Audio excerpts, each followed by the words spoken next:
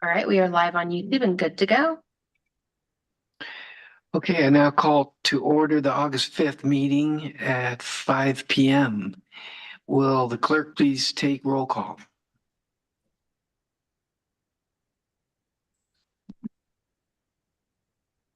Commissioner Warner, Present. Commissioner Lean, Here. Commissioner Case. Commissioner Case is absent. Commissioner Cogmelton.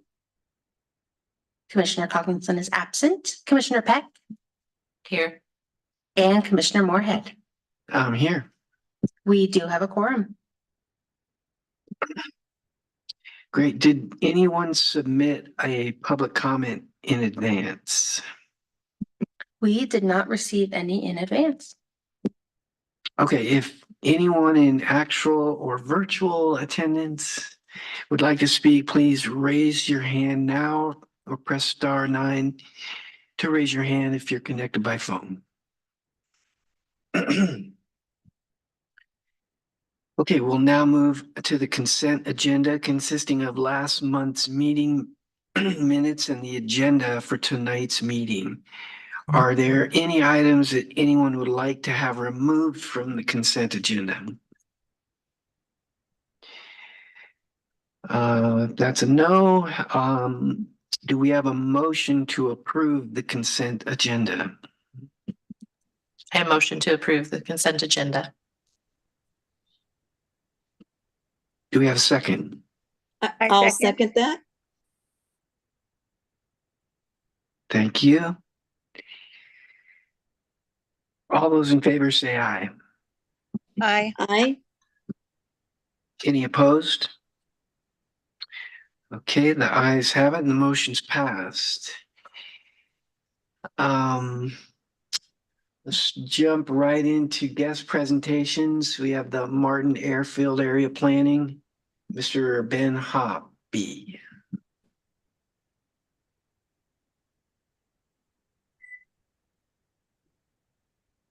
Yep, I'm here. Am I able to share a screen? Yeah, 1 second, Ben. Ben, did I say your last name correctly?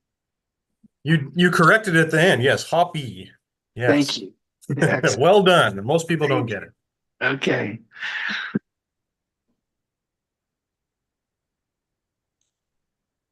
All right, Ben, you are good to share. Says I can't start screen share while another participant is sharing. Oh, let me stop that for you.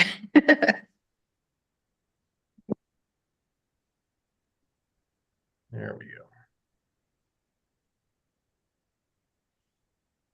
Okay. So yeah, thank you for having me with this group again. My name is Ben Hoppy with JUB Engineers. I'm out of Kennewick to give you an update on the City of College Place's Martin Airfield planning study. I'm planning on going over just an overview of what this is, a reminder to everybody about what we're doing, what we plan to do, and a schedule for our deliverables here. So I'll go through these pretty good quick overview and be happy to answer any questions at the end. So just a reminder on where we're at in this project background, what it is. It's a CURB funded study with the red area at Martin Field, the western portion of the City of College Place limits to evaluate feasibility of development at this site. And the zoom in on the area itself, this trapezoid area made up of these 6 somewhat unique shaped parcel numbers here. There's a topography, obviously the airstrip in the middle of this, and we're going to look at the area all surrounding it for different levels of potential development. So as I mentioned, this is a CURB funded study through the Washington State Department of Commerce. They provided $100,000 for this effort, and the city's matching $25,000 for that. The study's purpose is to evaluate the feasibility for this development by doing a couple different things. We're going to perform an economic market analysis that evaluates what industry sectors might make sense to attract, to bring here from financial and development perspective for the city's benefit. And then we'll also look at the engineering side of things and analyze some various infrastructure that you see there bulleted below look at a various outline of these things and see how it all comes together to facilitate the best possible layout for development. Our scope is made up of 5 main tasks here that you see. The first being kickoff meeting. We sat down with Martin Airfield property owners and the city as interested parties to just see what we wanted to get out of this, what were the priorities, what kind of development we'd like to see occur, if there's any constraints and so forth. So we had that a couple months ago. We are in progress for these tasks 2 and 3, which are happening concurrently here. The economic feasibility is in progress, as well as the site analysis, some of that infrastructure that I mentioned before. Once we get this information, I'll go into detail about what our progress is looking like for those tasks. We will advance into what we call an infrastructure analysis that will outline what you might need to do as far as infrastructure improvements, and then put that into a final plan that you can use as kind of a roadmap to future development. Plan to have that toward the end of this year. So our current progress on the economic feasibility study, there's a few different components of work that go into this. And one of the first is to contact various interested stakeholders. We've done several of those you see here based on city staff, municipal, and other industry partners. So we're still in process of reaching out to some of these folks and just getting input on what are if they have any concerns, if there's any input that they have that we can glean to get into this report and make development successful. So that's one of the first steps. And then this is kind of a busy slide. I am not an economic feasibility expert, that we have a sub-consultant on our team that does it, but I will try to summarize this as best I can. Basically, what it comes down to is this industry health check. Several components of what kind of industries are out there, how will it fit within the area for development that the city and landowners and interested parties want to see, and where's the opportunity? So if it's light industrial versus commercial and so forth, what makes the most sense? Our economic analyst is going through that effort right now to determine what kind of job growth you might have, meet the goals of the city and the surrounding area, and see how that aligns with demand from various industries. So this is all kind of the economic feasibility is very much an information gathering task, where until we have a report, we don't have a lot to share on that, but we're hoping to soon in the next month or so here get some more tangible results on that economic feasibility. Moving on to the site analysis, some of the things we've done, this is again just an evaluation of what you have infrastructure wise. So starting with sanitary sewer and industrial wastewater, the long and the short of this is you don't have much out there. This area is mostly barren as far as as far as the sewer needs. There were plans as part of the prior general sewer plan to extend some sewer lines out into the development areas toward a development driven lift station shown here in green. Those assumptions were fairly loose based on that the GSP in 2022, just a couple years ago, based on some residential development. We know that will likely change, that some of this development may be residential, the other might be industrial or something else, depending again on what comes out of the economic feasibility portion. But we know that there will likely need to be some sewer extensions as part of this.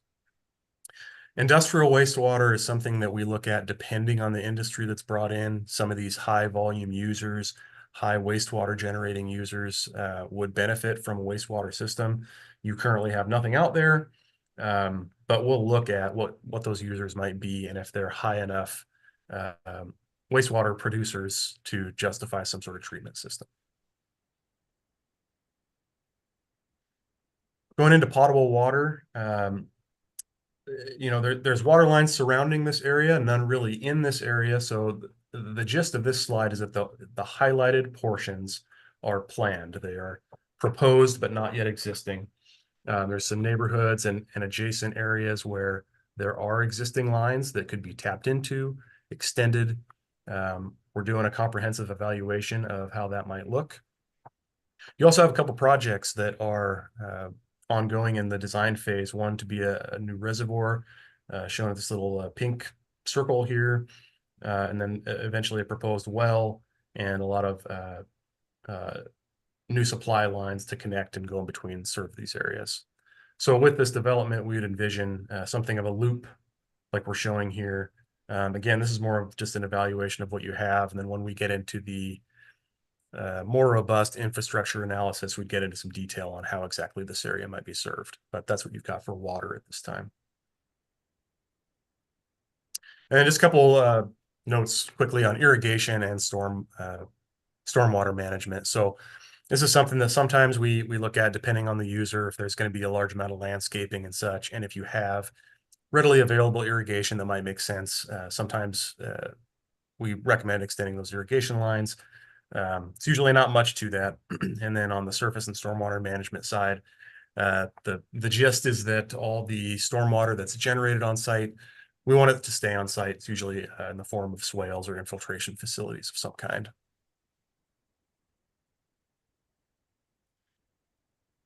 The final portion of a site analysis that we're looking at is traffic road improvements.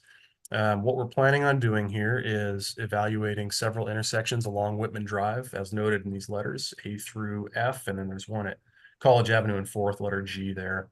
We will take traffic counts at these locations, get a sense of what your existing traffic is looking like, and then ultimately project out future traffic to see how that might trigger any roadway improvements to intersections or otherwise. We have not started any traffic counts at this point. The reason being that we usually like school to be in session, especially when there's nearby schools. We think that's going to drive traffic. We like to get the most accurate numbers, and those typically come on a weekday, say Tuesday through Thursday when school is in session. So we're just waiting for that time as we get into the fall.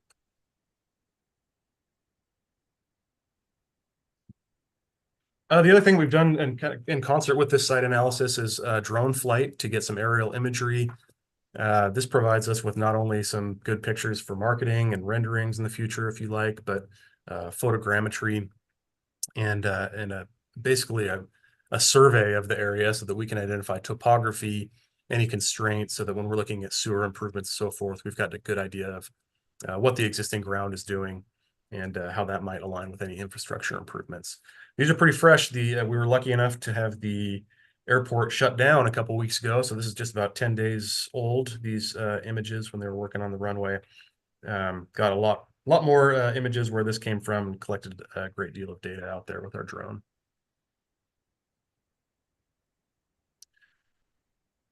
As far as schedule goes, I mentioned kickoff meeting and economic feasibility is wrapping up here in the next month. We're at the STAR in August.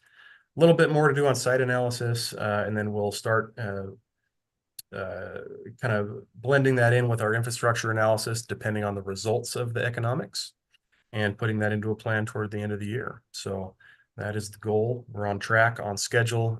Things are looking good. We're just collecting data as we go forward here. And with that, running through things pretty quickly, I'm happy to answer any questions, go back in time and revisit any slides. And thanks again for having me.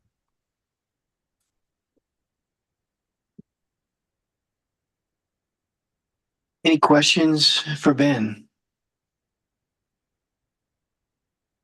So the project coordination / final plan, that includes budget figures, that kind of thing? Correct. So we will typically identify what infrastructure improvements are needed. Sometimes that's a roadway system, internally, externally, on-site and off-site sewer and water plans, and we will put cost to those as well, and often make recommendations for funding sources as well, so you can put those into action. Yeah, thank you.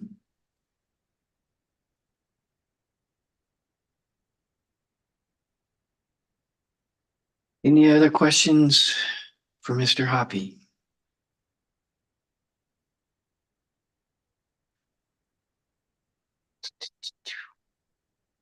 All right, thank you so much. There are no action agenda items, so we'll jump to staff reports. The new city strategic plan project, Mr. Rizzatello. Hey, thank you. So this is just an update on things. The existing strategic plan we're under, that was authored under a time of a different mayor, also some different council members, and it's at the tail end of the implementation window. So we've contracted with Sageland Strategic to develop a new one.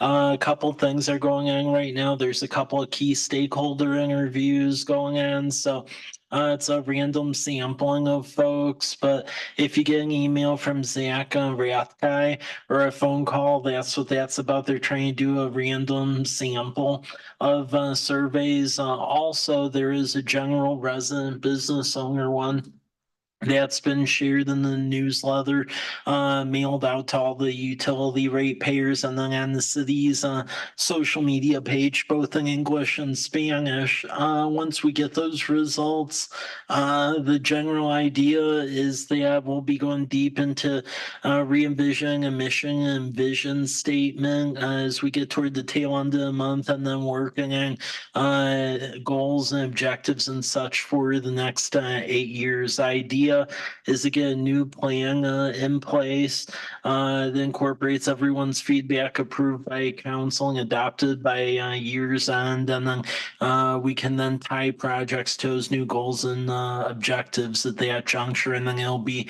in effect for next 8 years. So that's where we're at right now. You can just see the general chart layout of where they think various items of this project are going, and then the advertisements that we used to solicit feedback on the general survey to the community. But this project is just starting. Questions? So you have one of the strategic plan retreats tomorrow? It won't be tomorrow, but it will be later in the month. You got the July 9th one?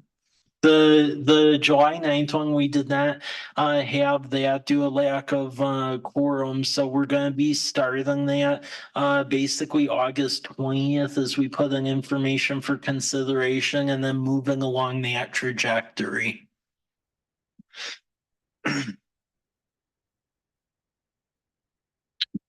Anything else for Mike on the strategic planning? All right, the next item is the updated hotel market study. Mr. Rizzatello. Thank you. So with a couple of the potential hotel developments that are going on over at Whitman and Myra, and then another over by Hop Thief, we needed some newer numbers. So the study we did a couple of years ago is updated because essentially these are only in effect for about every 2 years, and the information gets stale.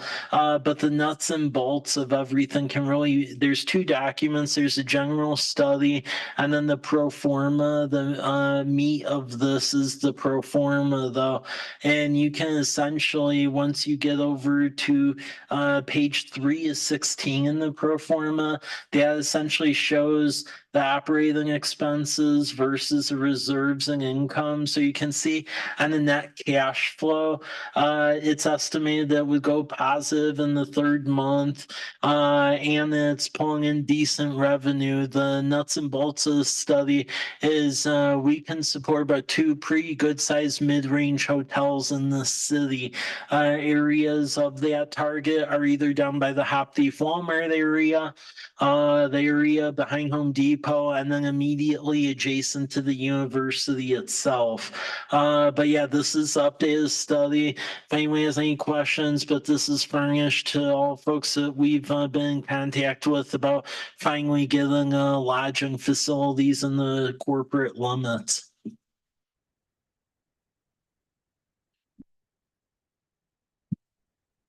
Great, thanks, Mike. Any questions on the hotel market study? Okay, the next item is the koala update. Mr. Rizzatello. Okay, thank you. So with this item, the same in general. So we did get a notification that the application for the creative district was accepted. That is in effect. You will also see we actually got an agreement going to Art Wall to administer it. So we are now essentially getting the grants now from Arts Washington, and then there is a draft press release attached here that goes into essentially the launch of this. So there is a district-wide advisory commission that's being established where we're working with equal representatives on each side of the jurisdiction, if you will. And from this point, the first thing we're doing is ordering the signage, because as such, we are entitled to large signage on the state highways. So you'll be seeing that on Highway 12 soon. And the two areas we're looking at putting them is the 2nd Avenue exit for the Walla Walla element of the Koala district, and then for the College Place element, Myra Road, since that is the entry point really for our jurisdiction. Art Walla, they are hiring a new coordinator. The previous one has moved on to greener pastures, but they are hiring a full-time person, and then we'll really get to implementing this thing. But it's moving forward, and you can see that now we actually have a grant agreement in place. So questions?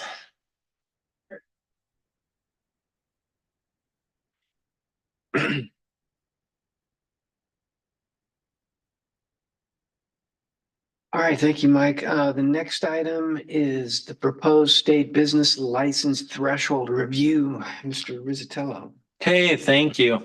So as you all may or may not know, business licensing in the state of Washington, no matter what jurisdiction you're in, essentially is done through the business licensing service for the state of Washington. And then you pick up endorsements for whatever city you're operating in. Or if you operate in multiple cities, you then get multiple endorsements. But as such, anyone that does business license, you're mandated to use their portal. There is no out. So every couple of years, they convene a work group of business people, city folks, and state folks. And this right here is just some of the bullet points that they've come up with, really tying rates to CPIU Western. So the potential increases for the business licenses, because in years past, the state's gone a little wacky with it. This would tie it more to a generalized CPI. For out of city businesses, a one-time increase, a higher threshold of 4,000, and then also rounding things to the nearest $100. Whatever differences they make to this business license code would take effect January 1st, 2026.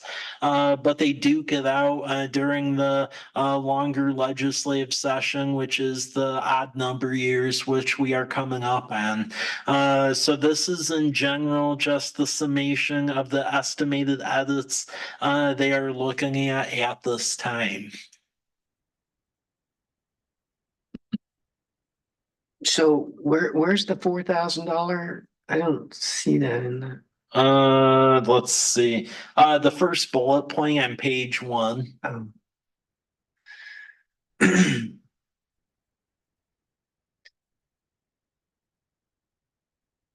And is that an annual fee?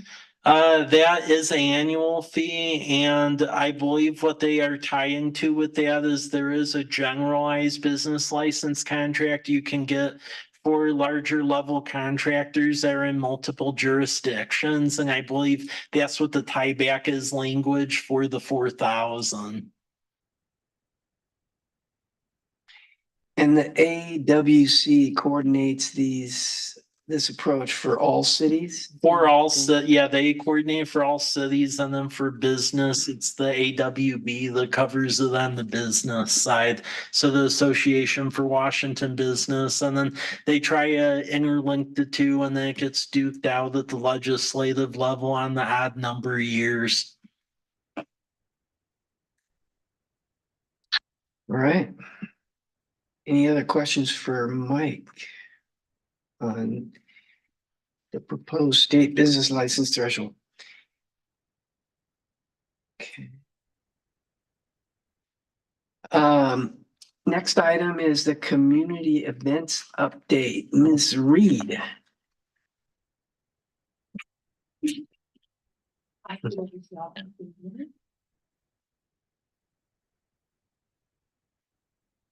Hello, I am Athen. I'm your city events coordinator and farmers market manager. It's been a busy summer. We started out with Block Party and Freedom Festival, which were huge hits, about 2,000 attendees each. And I imagine they will keep growing. Farmers Market has been going awesome over in Kiwanis Park. Our numbers have gone up since last year, vendors and shoppers. Not overwhelmingly so, but it's noticeable. And so that's really exciting. People really love Kiwanis Park. Some people have even mentioned they wouldn't be mad if we stayed there. I was like, just wait till you see the new park. Let's see more. We've got 8 more markets this season. Our last day is September 26th. I've introduced some more like smaller events at Farmers Market. So this year we had a small car show. We're doing Big Rig Day. This week is National Farmers Market Week. So we do Big Rig Day. We'll have some big rigs out there this Thursday. We've done a book swap with the American Association of University Women. We're doing a clothing swap with the Sustainable Living Center. We're doing Mascot Day.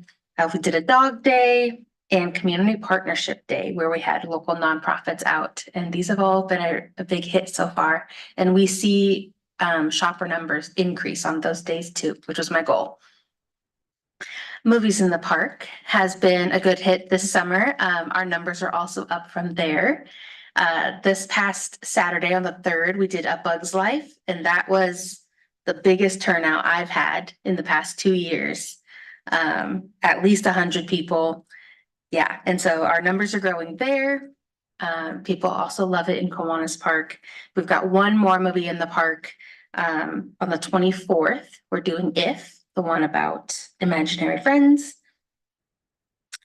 Then what's coming up? Trunk or Treat, we're going to do that again. That's on Halloween. That's Thursday this year. Same thing as last year, we'll be here in the City Hall parking lot using that fire lane. Last year I had about 29 trunks, and that's after expanding. We use the front yard here in City Hall.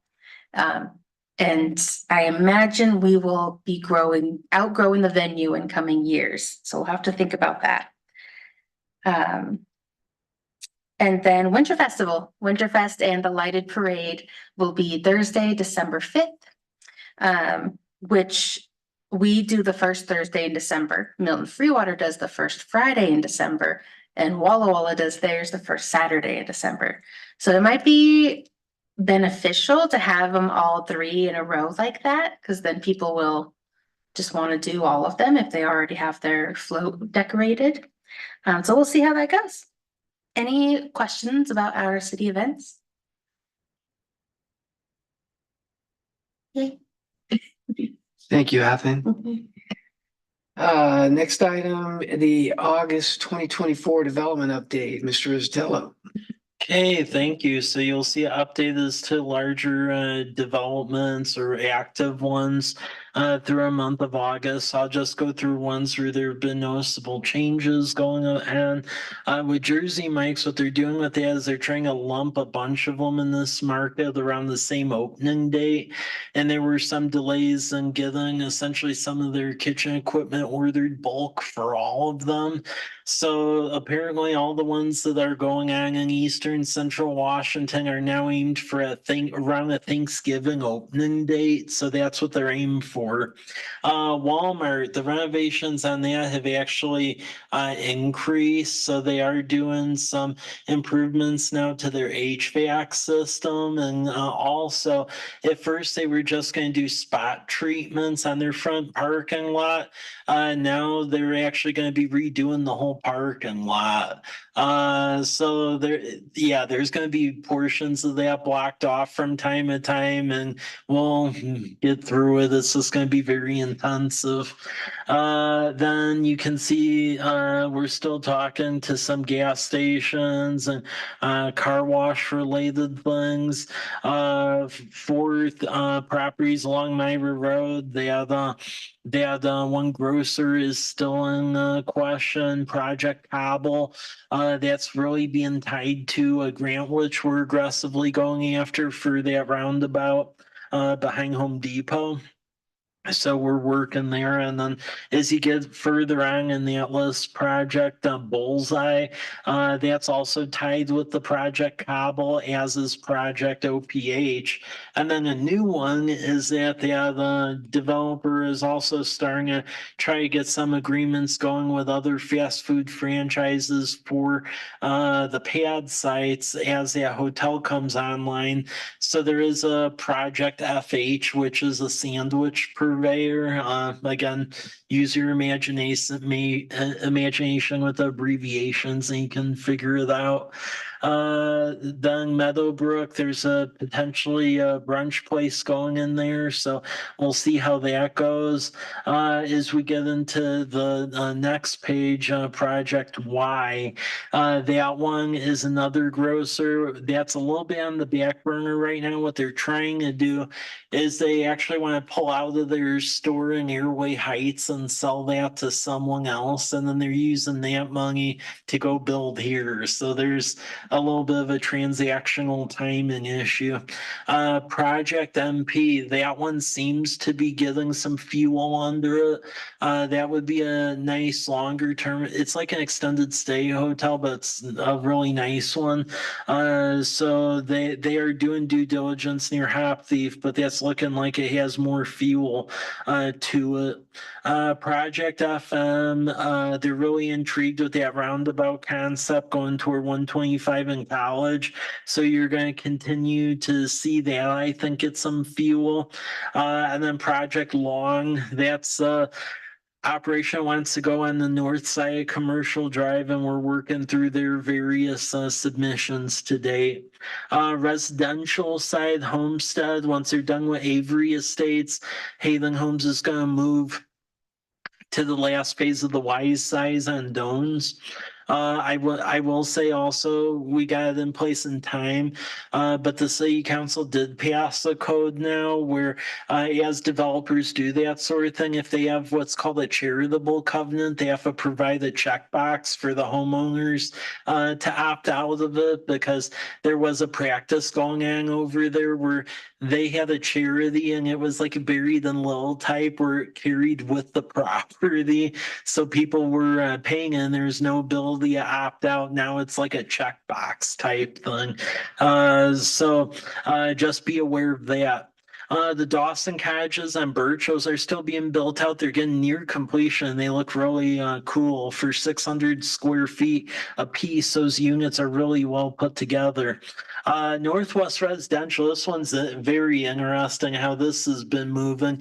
So at first, this family, the Hambies, they were looking at doing like cottages and apartments. Then they used the money to go buy some apartments that went on the market closer to the university, and now they're doing short plats and they're using money from that to now develop this. So it went from on to off and now it's on again. So that looks to be happening. Villages of Fort Walla Walla, what's going on with this is with the banking environment, investor environment, that one's been a little volatile. So they are going to still start on it. However, it looks like it's going to be a phased approach where we may end up with a concept where they go for the first 80 apartments and then they'll come back later with the last 80. And one of the things we are remaining insisting on though is with the first phase, they need to have the looped water main over there and then the pedestrian street lamps because that part of Whitman's really dark.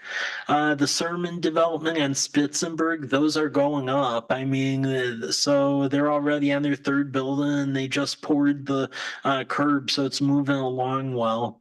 Lakeside College Holdings, this is exciting. So end of the day, Friday, they actually turned in the application. So we are reviewing it now. As soon as we check it for completeness, you're all going to get a copy of this because this is a very substantial development. I mean, the full build out of this, my guess would be like 15 years because of the size of it. But it'll definitely change the feel a little bit where it's at. So once we review it for completeness, you will have that information. Villages of Garrison Creek, phase 11 and 13, the common site infrastructure. They have, for the most part, built about half the roads in that last donut hole phase. I'm expecting the rest of the common infrastructure will be done by the fall, and then they're going to go at home construction. I will say on the older portions of Villages of Garrison Creek, we are working with State Department of Health. We petitioned them for some consolidation money because there is some private water infrastructure. So the newer phases will be on public mains, but all the older phases are on private mains and they're all failing. So we're working with the state to see if we can do a consolidation study and potentially take it over, just the water. Deer Meadows, we're getting close to grading on that, so we'll continue to move forward on that. Martin Airfield, you saw the progress on that study, and then the property owner, they are in communication with neighboring owners. Looks like they're enlarging the size of it. Not the airfield, but just development around it. And then two other things is the UGA goes on next year will be when we can petition for increases to the urban growth area. And we actually have a contract where we're going to do a professional buildable land analysis for residential and commercial. But a couple of areas we're looking at bringing in is Project Dairy. This is west of Martin Airfield, and the landowner, they are very interested in bringing that in so it can be developed as residential. And then the last one is Project Sod. This one is to the west of Sunset Villa. And property owner, they have acquired several lands adjacent to each other, and they want to do like affordable housing developments adjacent to Sunset Villa. So those are two areas we believe they'll be petitioning to get into the urban growth area and ultimately the city. But that is updates about everything that's going on at the moment. Any questions? What's the advantage for them of getting into the UGA? So they get access to our utilities and then also police and fire. Because the key thing to know, city is surrounded by Fire District 4. So if you aren't in the city, the Fire District 4 house that's over here doesn't have volunteers most of the time. So if you aren't in the city, the truck is coming all the way from their firehouse over by Walla Walla High School. So that adds to the time to respond. Also, the police is a big deal because we actually have 2 officers on minimum per shift. The thing that's important to know is there are times if you're out in the county, you're lucky if they have 2 sheriff's deputies on per shift for the whole county. So if something's going on in Burbank or Waitsburg, frankly, you're out of luck for a while. So Got it. Thank you. yeah.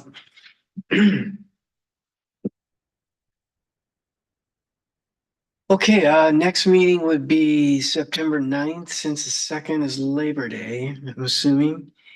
And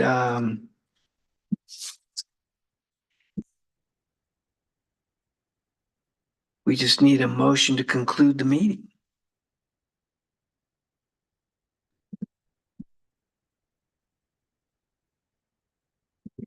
I motion to conclude the meeting. Can we have a second? I'll second that. Thank you. If there are no objections, the meeting is now concluded at 6:43 p.m.